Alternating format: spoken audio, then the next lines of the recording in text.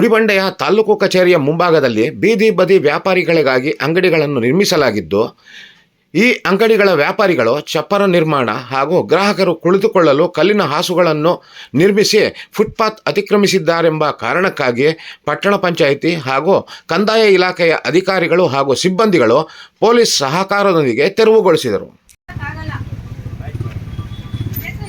ಕೌಶಲ್ಯಾಭಿವೃದ್ಧಿ ಇಲಾಖೆಯ ಜಿಲ್ಲಾ ವ್ಯವಸ್ಥಾಪಕ ವೆಂಕಟಾಚಲಪತಿ, ಪಟ್ಟಣ ಪಂಚಾಯಿತಿ ಮುಖ್ಯಾಧಿಕಾರಿ ಸಬಾ ಶರೀನ್, ತಹಸೀಲ್ದಾರ್ ಸಿಬ್ಗತುಲ್ಲಾ ಈ ಕಾರ್ಯಾಚರಣೆಯ ನೇತೃತ್ವ ವಹಿಸಿದ್ದರು.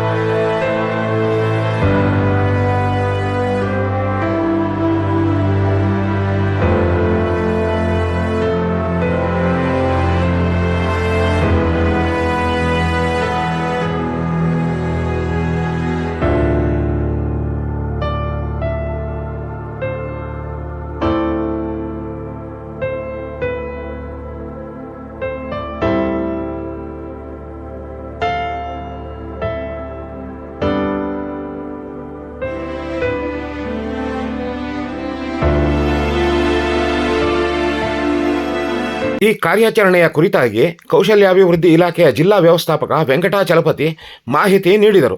ಅದನ್ನು ಮಾತ್ರ ಅಷ್ಟೇ, ಯಾರನ್ನು ತೆರವು ಮಾಡ್ತಾ ಇಲ್ಲ. ಮತ್ತೆ ವ್ಯಾಪಾರ ಮಾಡಿದಿರೋ ಬಂಡಿಗಳು ಹಂಗೆ ಇದ್ದಾವೆ. ನಾನು ಸುಮಾರು ವರ್ಷ 2 ವರ್ಷ 3 ವರ್ಷ ನೋಡಿರೋ ಬಂಡಿ ಎಲ್ಲೇ ಬಿದ್ದಿರ್ತದೆ, ವ್ಯಾಪಾರ ಮಾಡ್ತಾ ಇಲ್ಲ. ಅದೆಲ್ಲ ತುಕ್ಕಿಡಿದು ಎಲ್ಲ ಹೋಗ್ಬಿಟ್ಟಿದೆ. ಅಂಥವನ್ನು ಕೂಡ ವೆಕೇಟ್ ಮಾಡಲಿಕ್ಕೆ ಇವತ್ತು ಟೈಮ್ ಕೊಟ್ಟಿದ್ದೀವಿ. ಇವತ್ತು ಮಾಡ್ಕೊಂಡು ನಾಳೆ ನಮ್ಮ ಪಟ್ಟಣ ಪಂಚಾಯತಿ ಕಡೆಯಿಂದ ತೆರವು ಆಗ್ತವೆ. ಅವು ಖಾಲಿ ಇರ್ತಕ್ಕಂಥವು ಮತ್ತೆ ರೋಡ್ಗೆ ಬರಬಾರ್ದು, ಹಿಂದಕ್ಕೆ ಇಟ್ಕೊಂಡು ವ್ಯಾಪಾರ ಮಾಡ್ಕೊಳ್ಳಿ. ಯಾವುದೇ ಕಾರಣಕ್ಕೆ ಬೀದಿ ವ್ಯಾಪಾರಸ್ಥರಿಗೆ ಸರ್ಕಾರದಿಂದ ತೊಂದರೆ ಆಗೋದಿಲ್ಲ. ಸಪ್ರೇಟ್ ಸರ್ಕಾರದಿಂದ ವಿವಿಧ ಸೌಲಭ್ಯಗಳು ಕೊಡ್ತಾ ಇದ್ದೀವಿ. ಆಲ್ರೆಡಿ ಈಗ ಸಾಲಗಳೆಲ್ಲ ಕೊಡ್ತಾ ಇದ್ದಾರೆ. 10,000 ಇರ್ಬೋದು, 20,000 ಇರ್ಬೋದು, 50,000 ಇರ್ಬೋದು. ಈಗ ಮತ್ತೆ ಎನ್ಹ್ಯಾನ್ಸ್ ಆಗಿದೆ, 15,000 ಮಾಡಿದ್ದಾರೆ, 25,000 ರೂಪಾಯಿ ಮಾಡಿದ್ದಾರೆ. ಇಂಟ್ರೆಸ್ಟ್ ಸಬ್ಸಿಡಿ ಇದೆ, 7% ಇಂಟ್ರೆಸ್ಟ್ ಸಬ್ಸಿಡಿ ಪ್ರಕಾರ ಎಲ್ಲ ಬೀದಿ ವ್ಯಾಪಾರಸ್ಥರಿಗೂ ನಾವು ವೆಲ್ಫೇರ್ ಅಂದರೆ ಅವ್ರಿಗೆ ಏನು ಸೌಲಭ್ಯಗಳನ್ನು ಕೊಡಬೇಕು ಅದೆಲ್ಲ ಕೊಡ್ತಾ ಇದ್ದೀವಿ. ಎಲ್ಲರಿಗೂ ಗುರುತಿನ ಚೀಟಿ ಕೊಟ್ಟಿದ್ದೀವಿ, ಎಲ್ಲ ಲೈಸೆನ್ಸ್ ಇಶ್ಯೂ ಮಾಡಿದ್ದೀವಿ. ಅದರ ಪ್ರಕಾರ ಅವರು ವ್ಯಾಪಾರ ಮಾಡಿದ್ದೀವಿ. ಇಷ್ಟೇ, ಇನ್ನೇನಿದೆ. ಇದರಲ್ಲಿ ಯಾವುದೇ ಥರ ಅವರನ್ನು ಒಕ್ಕಲೆಬ್ಬಿಸ್ತಕ್ಕಂಥ ವ್ಯವಸ್ಥೆ ಇದೆ.